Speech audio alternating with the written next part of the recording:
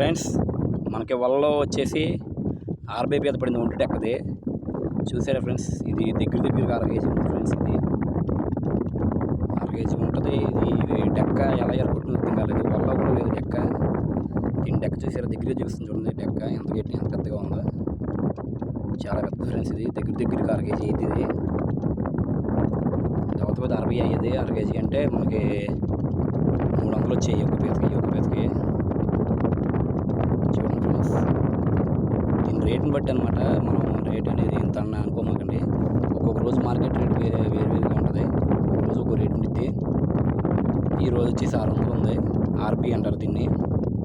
ఇది వచ్చేసి పోతుపేత ఫ్రెండ్స్. చూసారా, తెల్లగా ఉన్న మొత్తం అంతా పోతుపేత.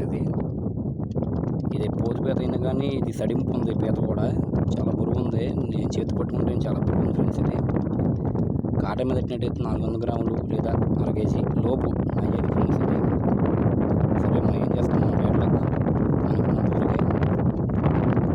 ఈ డెక్క ఇలా కొట్టుకుని ఏంటి నాకు అర్థం కాలేదు. ఇది 2 పీతలు ఫీడ్ చేసుకుంటే ఇరిగిపోయిందా అనేది అర్థం కాలేదు.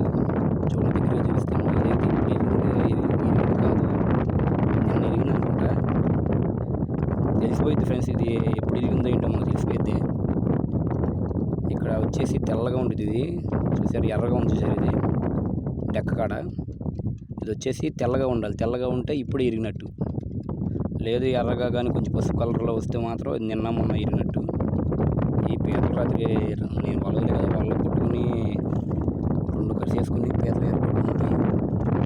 ఓకే ఫ్రెండ్స్, వీడియో నచ్చితే లైక్ చేయండి, షేర్ చేయండి.